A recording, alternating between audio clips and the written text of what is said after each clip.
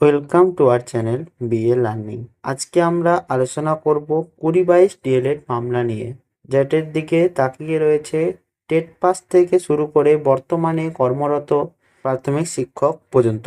বলা যায় এটি প্রাথমিক নিয়োগের ইতিহাসের একটি অভিশপ্ত মামলা। তো সুপ্রিম কোর্টে গ্রীষ্মকালীন ছুটির আগে এই মামলাটির শুনানি হয়েছিল।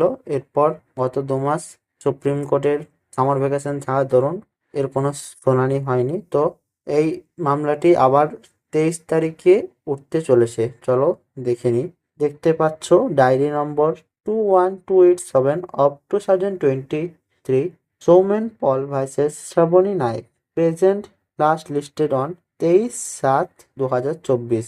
অর্থাৎ এটি 23/7/2024 সালে, অর্থাৎ আগামী 23শে জুলাই honourable justice Harishekhar Roy and honourable justice mister Arabinda Kumar এর ডিভিশন বেঞ্চে 41 নম্বর সিরিয়ালে উঠতে চলেছে। আশা করা যায় এই দিনই এই মামলাটির ফাইনাল জাজমেন্ট হয়ে আসবে। এই মামলাটির জন্য অনেক কিছুই আটকে রয়েছে।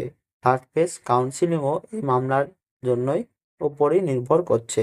যখন কিছু প্রার্থীরা পর্ষদে গিয়েছিলেন তখনও তাদের জানানো হয়েছিল এই মামলাটির দিকে পর্ষদ চেয়ে রয়েছে। তো দেখা যাক এই মামলাটির 23 তারিখে রায়দান হয় কিনা। আশা করা যায় 23 তারিখে বা আগামী 2-1 দিনের শুনানির মধ্যেই এই মামলার ফাইনাল রায় চলে আসবে। তো এটার দিকে সবাই তাকিয়ে রয়েছে, সেটি 2022 রিক্রুটমেন্টের ইম্প্যারেন্ট প্রার্থীরা হোক বা যারা 22 সালে টেট পাস করেছে সেসব প্রার্থীরাই হোক, প্রত্যেকে এই মামলাটির থেকে অধীর আগ্রহে চেয়ে রয়েছে। দেখা যাক এই মামলার ফাইনাল জাজমেন্ট কি হয়। তো আজকের ভিডিও এই পর্যন্তই।